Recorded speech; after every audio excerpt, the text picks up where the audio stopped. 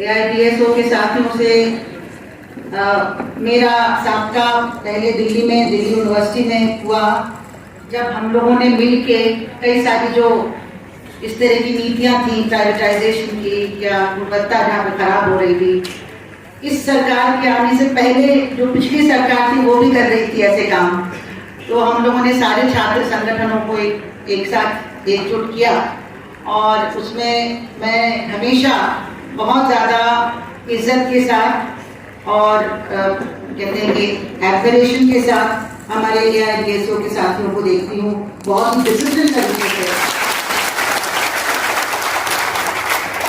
वो सारे छात्रों के बीच में कई सारे डिफरेंसेस होते हैं, वो बहुत अच्छी तरह से पूरा निगोशिएट करके इनको एकजुट करती थी हमेशा। और जो भी वो लोग जो परिचय निकालते थे मैं बहुत केयरफुली पढ़ती थी, क्योंकि उससे मुझे भी बहुत कुछ सीखने को मिलता था। मैं टूटा की प्रेसिडेंट थी उस जमाने में और फिर टूटा की भी प्रेसिडेंट थी सेंट्रल यूनिवर्सिटीज के फेडरेशन की।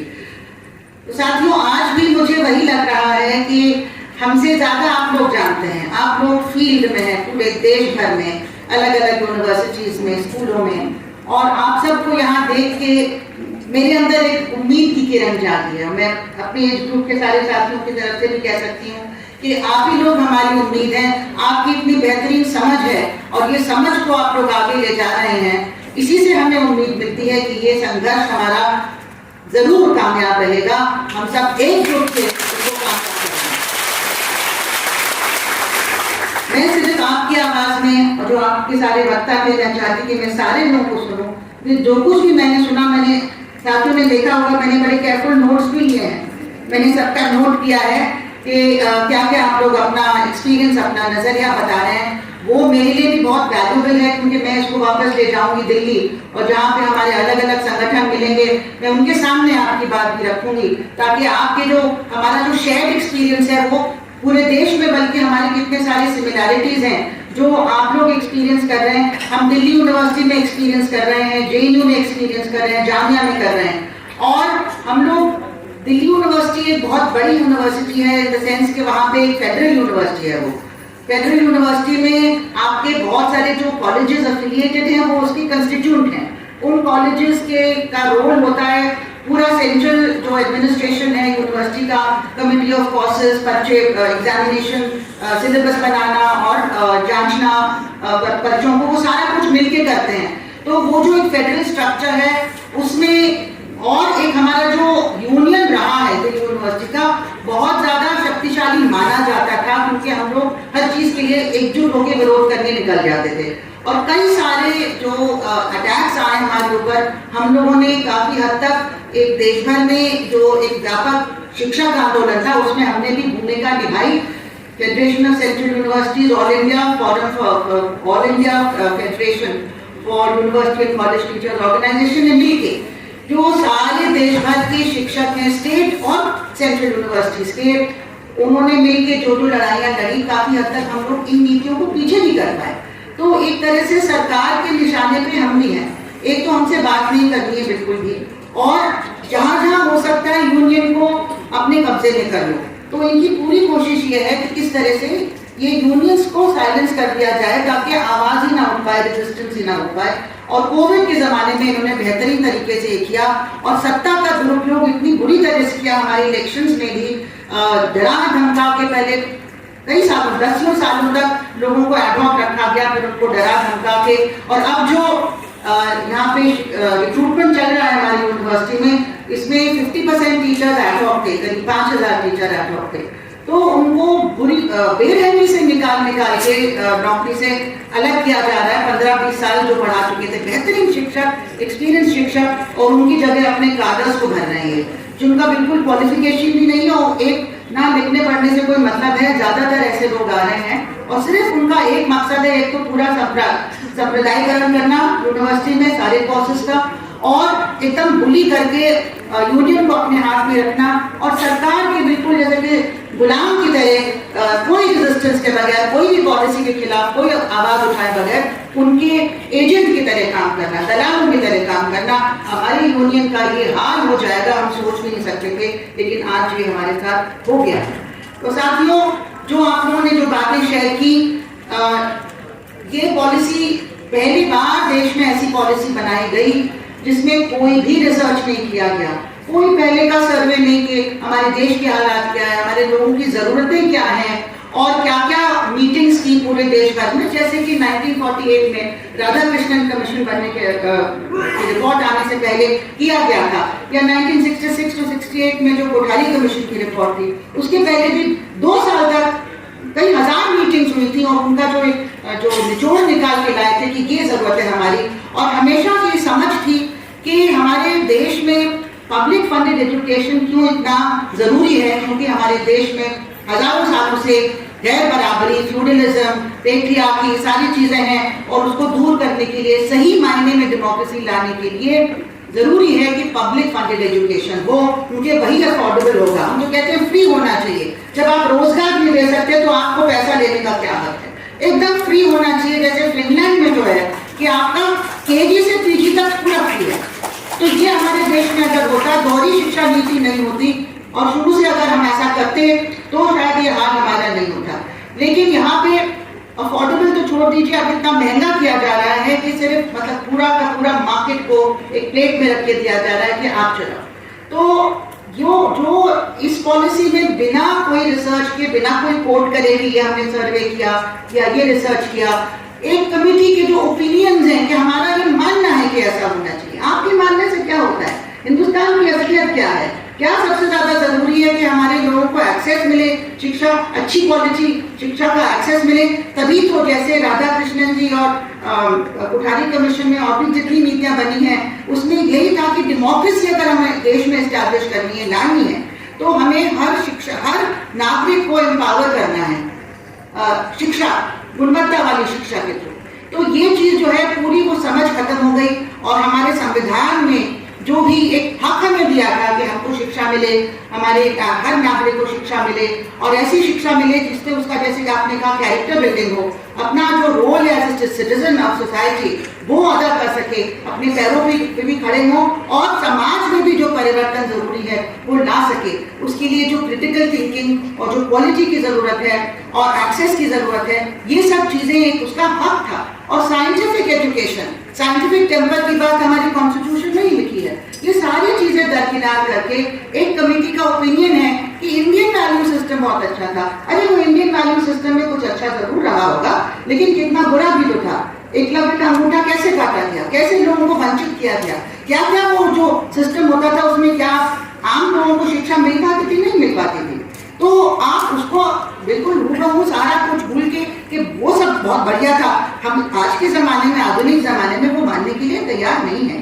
लेकिन उसमें बार बार इंडियन नॉलेज सिस्टम हर जगह ऊपर से लेके नीचे तक, यानी कि वो ब्राह्मणवाद को दोबारा एस्टैब्लिश करना चाह रहे हैं, वो मनुस्मृति को दोबारा एस्टैब्लिश करना चाह रहे हैं, वो हमारे संविधान में विश्वास ही नहीं रखते हैं, वो मनुस्मृति में विश्वास रखते हैं और हमारे कॉन्स्टिट्यूशन में और हमारा जो सेक्युलरिज्म है और हमारा जो भी वैल्यूज उसमें दिए हैं उसके ओपनली खिलाफ आते हैं ये। तो साथियों, कोई ताज्जुब की बात नहीं है इस तरह की पॉलिसी ये लाए, और वो भी कोविड के बीच में, जब पैंडेमिक में सेकेंड वेव मतलब इतना बुरा हाल हो गया था, उसके बजाय वहां पे अपना तवज्जो देने के पीएम साहब कहते हैं कि हम नई शिक्षा नीति ला रहे हैं और जुलाई में आ भी गई और उसमें ऑनलाइन शिक्षा उसकी आत्मा है, ऑनलाइन शिक्षा उसकी आत्मा है। तो हमारे कान भी खड़े हो गए, ऑनलाइन शिक्षा आत्मा कैसे हो गई, जिसकी वजह से 2 साल इतनी तबाही मची है स्कूलों में, कॉलेजेस में, बच्चे कुछ नहीं सीख पाए। मैं जानती हूँ, मैं शिक्षक हूँ, सारे शिक्षक यहाँ जानते हैं कि ज्यादातर लोगों के पास कोई डिवाइस नहीं होता है, स्मार्टफोन, बिजली तक नहीं होती है, इंटरनेट कनेक्टिविटी कहाँ से आएगी। और जिनके पास है भी, मैं सेंट स्टीवेंस कॉलेज में पढ़ाती हूँ दिल्ली यूनिवर्सिटी में, जो एक मतलब काफी एलीट कॉलेज माना जाता है, वहां भी लोगों के पास डिवाइस नहीं है, और अगर है भी तो वो एक स्क्रीन के सामने बैठ के पढ़ने से आप कुछ सीखते नहीं हैं, जो क्लासरूम में आप सीखते हैं, जो एक दूसरे से जो आप कॉलेज में मिलकर सीखते हैं, वो ऑनलाइन शिक्षा में स्क्रीन से आप नहीं सीख सकते। तो इतनी ज्यादा बर्बादी हुई है, तब आप कह रहे हैं कि ऑनलाइन शिक्षा हमारी नई शिक्षा नीति की आत्मा है। तो उसी के एक हफ्ते बाद हमने सुना, ये 1 मई 2020 की बात है, उसके एक हफ्ते बाद हमने देखा कि सुंदर पिचाई और पता नहीं कौन कौन लोग, अंबानी अडानी से जुड़े हुए और लोग कह रहे हैं कि हम इतना इन्वेस्ट करेंगे ऑनलाइन एजुकेशन में। तब हमें समझ आई कि ये तो बिजनेस का सवाल है, पूरी नई शिक्षा नीति एक बिजनेस प्रोपोजिशन बन गया है कि कुछ चुने हुए फैमिलीज का आप जो फायदा है कराएं, जिनका कोविड में भी बहुत ज्यादा मुनाफा हुआ है। जब इतने लोग पॉवर्टी लाइन के नीचे चले गए, इस टाइम पे बेरोजगार हो गए, डेस्टिट्यूट हो गए, उसी टाइम पे कुछ लोगों का इतना ज्यादा मुनाफा हुआ है कि वो टॉप रैंकिंग बिलियनर्स दुनिया के उनमें गिने जाने लगे। तो साथियों, ये पूरा जो एक बिजनेस का अप्रोच है। दूसरा आप देखिए कि प्रो कॉर्पोरेट तो अप्रोच है ही। दूसरा ये है कि आप अगर प्रो कॉर्पोरेट नीतियां बनाना चाहते हैं तो आपको सत्ता में रहना जरूरी है। और सत्ता में क्यों रहेंगे जब आप जनता विरोधी काम करेंगे? तो उसका जो हथियार है वो है सांप्रदायिकरण, कि लोगों को बांट के आपस में लड़वा के, चाहे वो मणिपुर में बंटवा रहे हैं, चाहे वो नू में कर रहे हैं, या पूरे देश भर में जो चल रहा है, आपस में लोग लड़ते रहेंगे तो अपने रोजगार, अपनी शिक्षा, अपने स्वास्थ्य, इन सब चीजों के बारे में ना सोच के वो कहेंगे कि वो हमारा दुश्मन है, उसको मारते रहो। तो ये जो एक फॉर्मूला है कि नफरत जो है उसको जिंदा रखें, ताकि सत्ता में जो बैठे हुए अपनी पूंजीपति जो ताकतें हैं उनके फायदे के लिए पॉलिसीज बन रही हैं, उन पे कोई सवाल नहीं खड़ा करे। तो इस तरह से जो एक मैरिज ऑफ अलायंस है, marriage of convenience, corporate sector जो इंटरनेशनल कॉर्पोरेट सेक्टर पूंजीवाद है और हमारे जो सांप्रदायिक ताकतें हैं हमारे देश में, इनका जो मैरिज ऑफ कन्वीनियंस है, ये नई शिक्षा नीति इसी का एक स्वरूप है। और इसी के साथ मैं ये शेयर करना चाहती हूँ कि हमने तो शुरू से ही, जब ये 448 पेज का ड्राफ्ट आया था 31 मई 2019 इलेक्शन जीतने के तुरंत बाद, और उसके बाद फिर ये 66 पेज का फाइनल वर्जन आया था जो कैबिनेट से पास हुआ, आज तक पार्लियामेंट से पास नहीं कराया इन्होंने। वो सारी अवैध नीतियां जो थी वो सब कैबिनेट से पास थी। कैबिनेट से पास कराने में इनको देर तो लगेगी, चुटकी भर में पास हो जाएगा, लेकिन वो तक नहीं किया इन्होंने। तो इसको सीधे लागू हर जगह कर दिया इन्होंने, और लागू करने के बाद इस तरह से रेजिस्टेंस लगातार कम हो जाएगी, ताकि अल्टीमेटली जब पास होगा तो फिर कहीं से कोई विरोध नहीं होगा। मेरे ख्याल से यही इनकी रणनीति है। तो इसमें हमने तभी इसका क्रिटिसिज्म करके, इसको पूरा देख के समझ के, क्योंकि हम लोग तो पहले से शक की नजर से इन सब चीजों को देखते थे, तो हमें समझ आ गया कि ऊपरी जो मीठी मीठी बातें उसमें लिखी हैं, और कई सारी ऐसी बातें हैं कि रैशनल थिंकिंग प्रमोट होना चाहिए, कॉन्स्टिट्यूशनल वैल्यूज प्रमोट होने चाहिए, लेकिन असली चीज जो उसके अंदर जो जहर है वो हम पहचानना बहुत जरूरी है। वो हमने पहचाना और लगातार अभियान किया लोगों के बीच में कि ये बहुत ही मतलब डेथ नेल है हायर एजुकेशन का। ये पूरा का पूरा सेंट्रलाइजेशन, कमर्शियलाइजेशन, कॉर्पोरेटाइजेशन, प्राइवेटाइजेशन और एक्सक्लूजन और कम्युनलाइजेशन का एक ब्लूप्रिंट है। लेकिन बहुत सारे लोग समझ नहीं पाए, उन्होंने सोचा कि नहीं तो कोई बड़ी मॉडर्न चीज है, एम्परर्स न्यू क्लोथ्स की तरह, कि वो राजा बहुत बढ़िया कपड़े पहना हुआ है, जबकि एक बच्चे ने फिर तो कुछ पहना ही नहीं, तो नंगा घूम रहा है, लेकिन वो एम्परर्स न्यू क्लोथ्स कहानी आप लोगों ने सुनी होगी। तो सब लोगों को लगा नहीं इसकी तो तारीफ करनी चाहिए, तो इन्हीं भी बहुत अच्छा है। तो ये एक एक करके जबरदस्ती इनके चुने हुए वाइस चांसलर्स के द्वारा हर जगह इसको अडॉप्ट किया गया, लागू किया गया। और जैसे कि कोई होली का हो है कि आप इसको सवाल नहीं कर सकते कि ये असल में इसमें है क्या, हमारे लिए इसमें क्या अच्छाई है कि आप कह रहे हैं कि ये लागू होना चाहिए। फिर जब ये इम्प्लीमेंट होना शुरू हुआ, जैसे सारे साथी बता रहे हैं, तब लोगों को समझ आना भी शुरू हुआ। आज के दिन हमारे यहाँ भी टीचर सख्त नाराज हैं इससे, आपके यहाँ भी टीचर सख्त नाराज होंगे, स्टूडेंट सख्त नाराज हैं।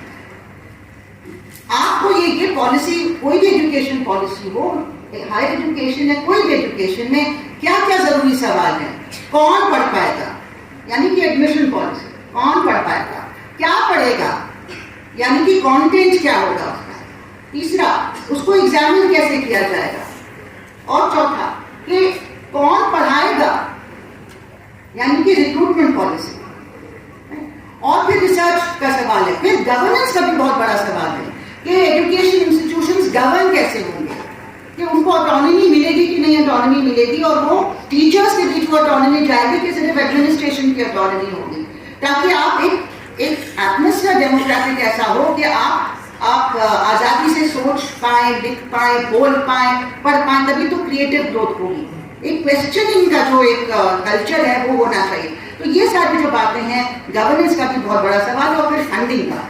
अगर फंडिंग के लिए आप कहेंगे कि हम आपको आजाद करते हैं, हम आपको ग्रेडेड ऑटोनॉमी दे रहे हैं, ग्रेडेड ऑटोनॉमी नाम का रेगुलेशन आया है, ग्रेडेड ऑटोनॉमी का मतलब है कि हम आपको आजाद करते हैं, मार्केट से पैसा जुटाओ, आप खुद पैसा जुटाओ।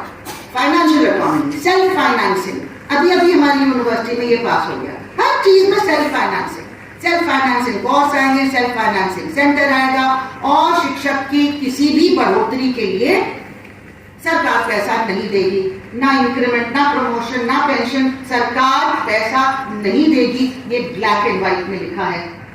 और अभी से हमने देखा है कि हमारी तनख्वाहें टाइम पे नहीं आती हैं, कई 3-3 महीने तनख्वाह नहीं आ रही है, और अगर 2024 में ये लोग वापस आ गए तो सोच लीजिए कि बंदी हो जाएगा पूरा का पूरा। तो इसलिए ये सी चीजें साइंस समझना बहुत जरूरी है। आपका बजट पे जो लिखा है कि 6% होना चाहिए जीडीपी का, जीडीपी में तरह तरह की चीजें गिन देते हैं, लेकिन 6% तो अभी 10% होना चाहिए। कोठारी कमीशन ने 6% कहा था, और वो भी जीडीपी का नहीं, आपका सेंट्रल बजट का। सेंट्रल बजट में कितना मिल रहा है? 2.5% या और भी कम, वो भी पूरी शिक्षा के लिए।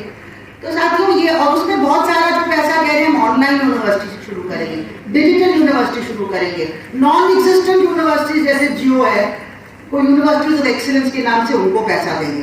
तो कुल मिलाकर 2.5% में ये सब चीजें आती हैं। तो साथियों ये जो सारे जो मेन मुद्दे हैं उनको किस तरह से हमारे यहाँ जो एईपी इम्प्लीमेंट हो रहा है वो कैसे इम्पैक्ट कर रहा है। जैसे आप लोगों ने बताया सीयूईटी से ही जो एकदम मतलब बिना कोई तैयारी के लागू किया गया पिछले साल, क्या इम्पैक्ट हुआ उसका? स्टूडेंट्स के बीच तैयारी नहीं थी, और होती थी तो अल्टीमेटली क्या होता, गरीब घरों से जो बच्चे आते हैं, चाहे वो गांव से आते हों या रूरल एरिया से या अर्बन गरीब भी जो हों, उनको उतना डिजिटल टेस्ट से, एंट्रेंस एग्जाम से वो वाकिफ नहीं है, वो सब बाद में सीखते हैं। तो आधे बच्चे तो वहीं पे पीछे हट जाते थे कि हम ये टेस्ट दे ही नहीं पाएंगे। ये सारे फिगर सामने आए हैं।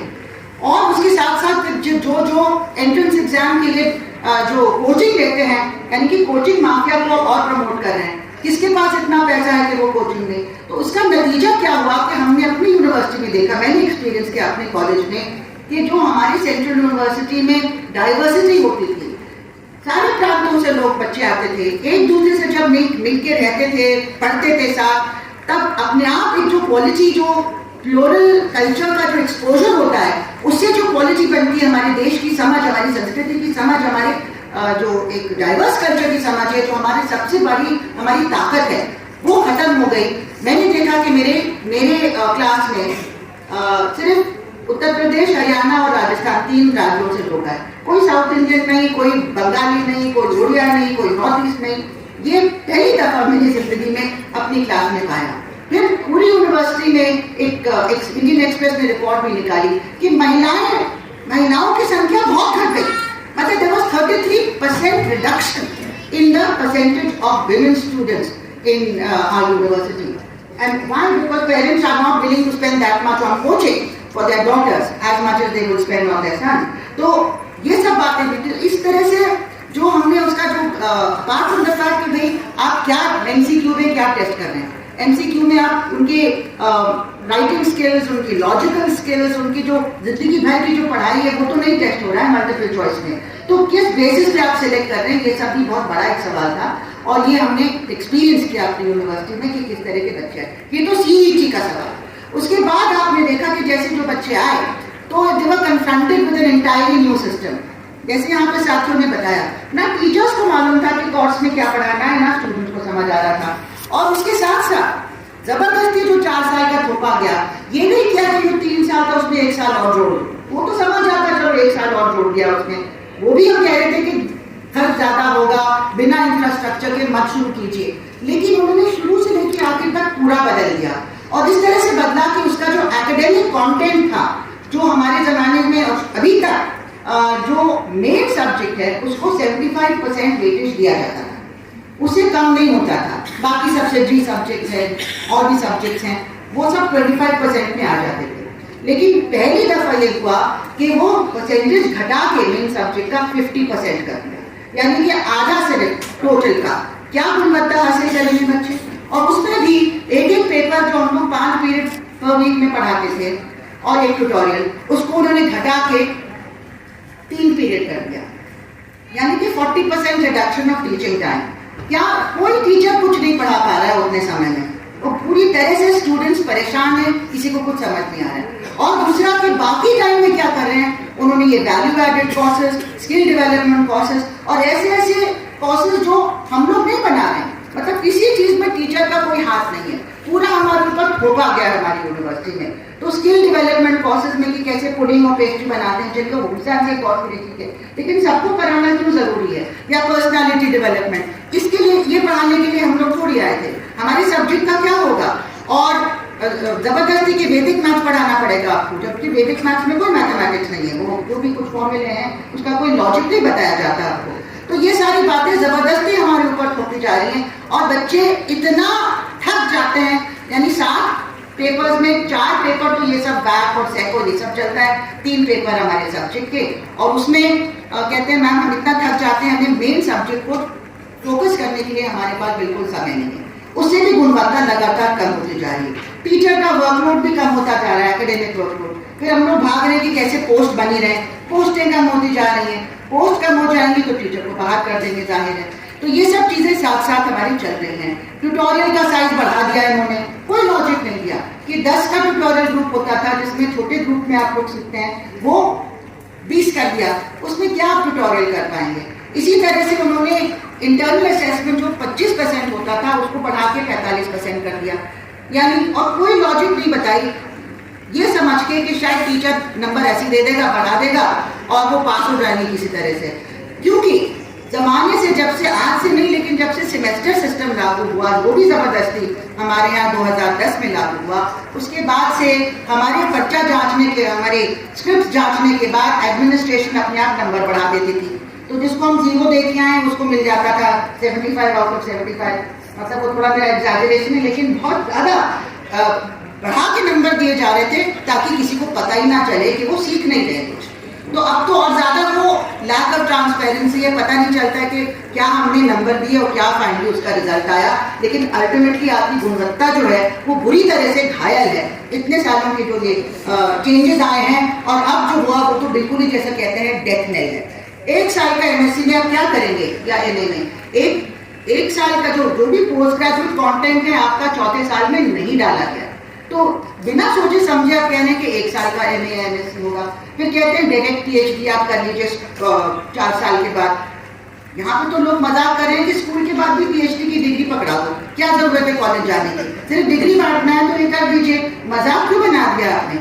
इस तरह के बहुत सारे चेंजेस जो आए हैं जो घातक हैं। फिर कहते हैं कि आपका अफिलिएटिंग सिस्टम खत्म कर देंगे। तो मैं आ रही हूँ अब इस पे गवर्नेंस पे। अफिलिएटिंग सिस्टम क्यों खत्म करेंगे? कोई लॉजिक नहीं दिया है। अफिलिएटिंग सिस्टम नहीं होना चाहिए, तब अलग अलग होंगे, यानी कि हर कॉलेज अपना एक सेल्फ गवर्निंग इंडिपेंडेंट इंस्टीट्यूशन होगा।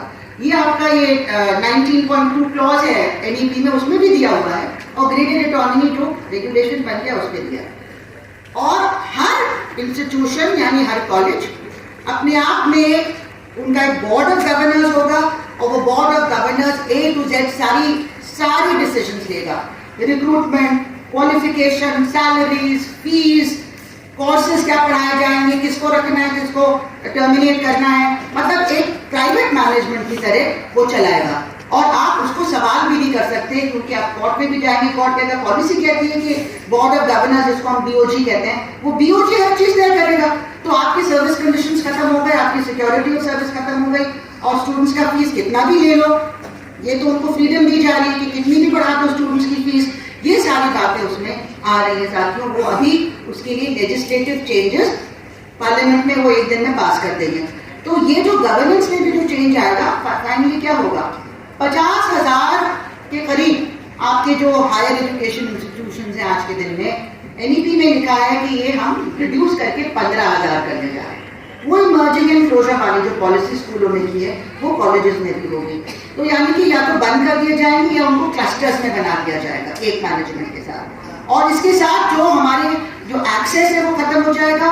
इसके साथ जो 4 साल का प्रोग्राम है उसमें एक और चीज लाए हैं, मल्टीपल एंट्री एग्जिट, यानी कि हर साल के बाद बच्चा स्टूडेंट छोड़ सकता है।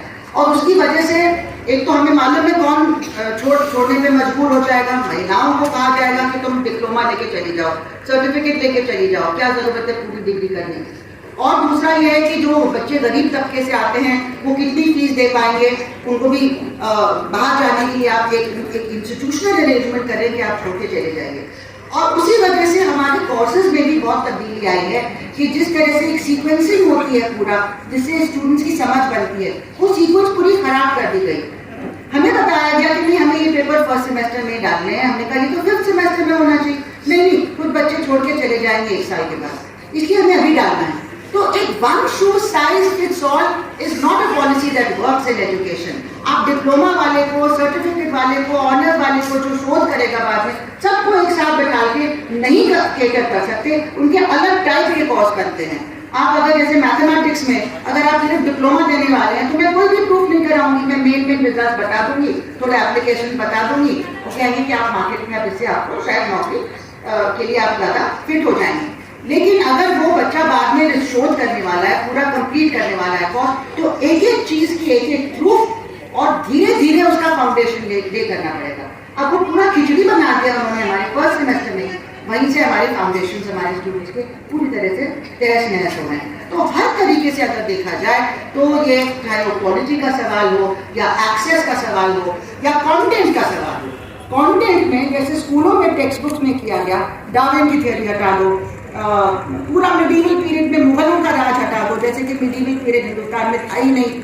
और अब कॉलेज में भी इन्होंने सारे रूल्स रेगुलेशंस स्टैट्यूटरी प्रोसेस को दरकिनार करके कुछ अपने खास राइट विंग लोगों को बैठा के कि हम कास्ट वर्ड यूज नहीं होने देंगे, हम पेट्रियार्की नहीं यूज होने देंगे, जेंडर वर्ड नहीं आना चाहिए और डिस्क्रिमिनेशन वर्ड नहीं आना चाहिए, क्योंकि हमारे देश में कोई डिस्क्रिमिनेशन नहीं है, कोई गैर बराबरी नहीं है। तो ये वर्ड जो है ये सिलेबस पे नहीं आने चाहिए, यानी कि हमारी मर्जी चलेगी।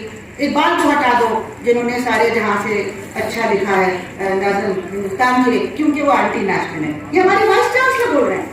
अब ऐसे अगर इस तरह के वक्तव्य आएंगे जो बिल्कुल ही इलिटरेट और मतलब बिगेटरी रिफ्लेक्ट करते हैं, तो आप सोच सकते हैं कि ऐसी यूनिवर्सिटी का क्या हशर होगा। और यही मॉडल सारे देश भर में सारी यूनिवर्सिटीज में इम्पोज किया जाए।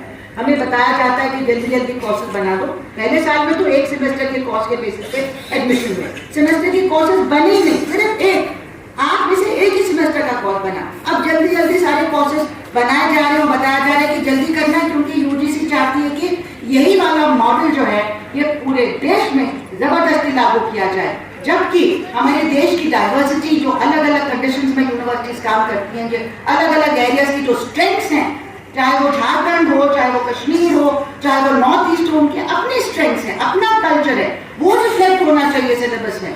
लेकिन वो सबको दरकिनार करके one act, one syllabus, one nation जिसको कहते हैं, वन लीडर, वन लैंग्वेज। हमारे यहाँ भी संस्कृत और हिंदी इम्पोज किया जा रहा है, इंग्लिश को हटा दिया है चॉइस ऑफ सब्जेक्ट्स में। जो लैंग्वेजेस का चॉइस होता है मैंडेटरी लैंग्वेज, उसको हटा दिया गया। क्या हमारे ग्लोबलाइज एरा में हमारे स्टूडेंट्स फेस करेंगे आगे जाके, क्या उनकी मार्केट वैल्यू होगी जब ये लिंक लैंग्वेज जो इंग्लिश है दुनिया भर में, वही वो लोग अगर उनको कम होगी नॉलेज, तो कैसे वो हैंडल करेंगे। दूसरा, नॉर्थ ईस्ट के, साउथ के और अलग अलग एरियाज के बच्चों के ऊपर जाती है कि जबरदस्ती उनको हिंदी या संस्कृत पढ़नी पड़ रही है। कहने को मलयालम तेलुगु कुछ ले सकते हैं, लेकिन उसके लिए टीचर नहीं है, ऑनलाइन क्लास कहीं से कर लो, उससे कुछ आप सीखेंगे नहीं। तो ये सब जबरदस्ती जो थोपा जा रहा है हमारे ऊपर, और इंडियन नॉलेज सिस्टम के नाम पे बहुत ही ऑब्स्क्यूरेंटिस्ट, बिल्कुल जैसे कि अंधविश्वासी, इस तरह की जो अनसाइंटिफिक चीजें हैं वो थोपी जा रही हैं। तो इसी के साथ साथ मैं लगता है मैंने ज्यादातर जो पॉइंट्स मैं आपको बताना, हाँ, और जो रिक्रूटमेंट भी मैंने बता दिया किस तरह से उन्होंने रिग करके अपने कार्डर्स को लगाया है हर जगह। और लेकिन मैं बिल्कुल निराशा की नोट पे खत्म नहीं करना चाहती हूँ। हम लोग भी लगातार लड़ते आए हैं और एक हमने ऑर्गेनाइजेशन बनाया है, joint forum for movement on education, JFME, जिसमें देश भर के शिक्षक, कॉलेज और यूनिवर्सिटी के शिक्षक जो स्टेट यूनिवर्सिटीज और सेंट्रल यूनिवर्सिटी से जुड़े हैं, देश भर के स्कूल के शिक्षक, उनके जो फेडरेशन हैं वो उसमें शामिल हैं, और जितने छात्र संगठन जो लाइक माइंडेड है उसमें AIDSO भी उसका एक हिस्सा है, और जो